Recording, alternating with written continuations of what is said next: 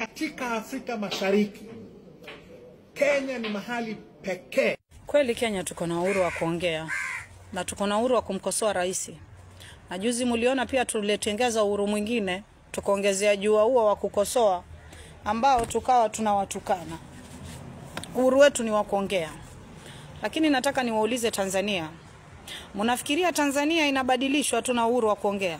Sisi tunaongea. Ni kipi kinachofanyika? Tumeongea, tumeandamana, watoto wetu wameuawa. 07 watu walikufa sana. Mpaka leo tujapata majibu. Ni nani aliyeua 07? Kesi ilienda kule, ilipelekwa, kesi ilirudi, na baadaye tukawapigia wale kura. Uhuru sisi tuko nao. Uhuru wa kuongea tuko nao. Tunapiga kelele sisi kila siku. Ni nini kinachofanyika? Hakuna kinachobadilika. Niwaambie kitu ambacho kimebadilika Tanzania tulipopata uhuru. Nini kiulizwa saa hizi? Ningesema serikali irudi ile ya zamani ya Moi. Lakini demokrasi tumeipata. Sasa hivi tunaelekea miaka 30. Wallahi maafa ambayo tuko nao ni makubwa sana. Wananchi wamekufa wengi sana kushinda ile wakati wa Moi. Sasa hizi kila mtu anachukua sheria mkononi mwake. Hakuna sheria ifanyi kazi. Huu ndio upuuzi wa demokrasi. Na kama mnafikiria mnaangalia sisi tuna uhuru wa kuwakosoa rais na kukosoa watu, muone ndio mnahitaji demokrasi Tanzania, then mmekosea. Tanzania ilianzana na demokrasi hata kabla sisi hatujataka demokrasi. Tanzania walianza kuadvocate mambo yao bungeni na kuzungumza masuala yao bungeni, sisi hata hatujafikiria. Tanzania iko very well organized katika masuala ya kupokea wageni, vile wataishi, na ni kina nani wataingia katika nchi na ni kina nani wataondoka katika nchi. Kwetu Kenya hakuna hilo. Migration yetu ni price tag.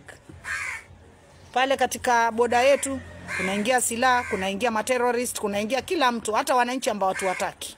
Tuko na wananchi wa kutoka nchi zingine saa hizi hapa ambao wamenunua vitambulisho 150,000 birth certificate na tunawaita wa Kenya. Hivyo ndivyo demokrasi inafanya. Tuko na corporation, institute, industries na corporation za kila aina. Kulingana na demokrasi wana manipulate serikali kupita kiasi.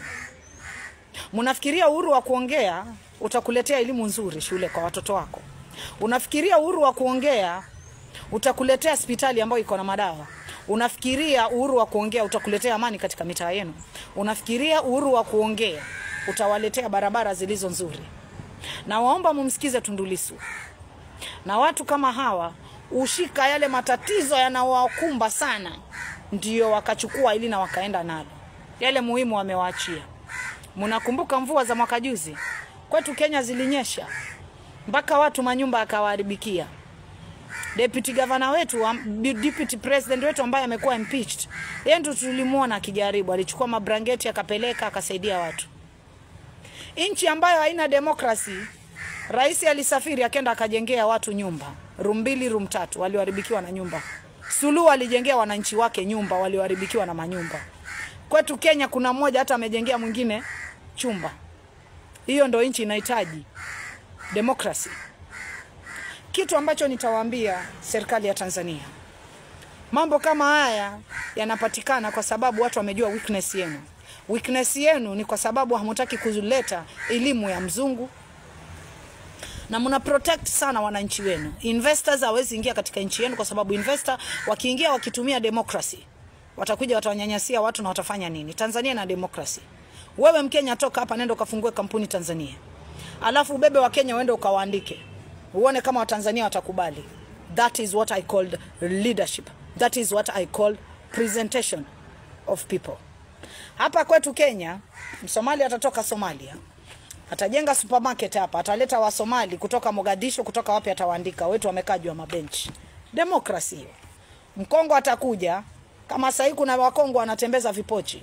Mkongo wamekuja, wamekodisha vyumba huku, wameleta refugee wa Kikongo.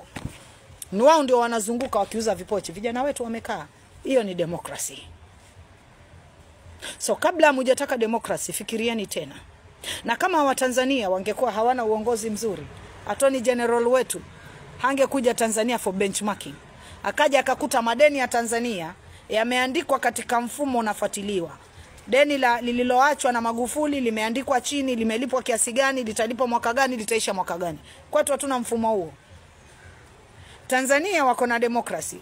Rais wao anasimama, anawaambia tulipokea pesa kiasi kadhaa, tumetumia kiasi kadhaa. Ule mjengo wa ile bridge tumefikisha mahali kadhaa, ni pesa fulani zimetumika, ni kitu fulani. Mshaimsikia rais wetu akituambia masuala yao. Tunajua wana wasaidizi, Minister of Finance nani. Wale Minister of Finance na wale maminister kazi yao ni kumsaidia kupata information. Lakini mtu anayekufaa kutuambia nchi inaendelea vipi ni rais. Ushaimsikia rais wetu akituambia. Wakati wa corona tumemwona Magufuli akisimama akiambia wananchi wangu msijali, mtafanya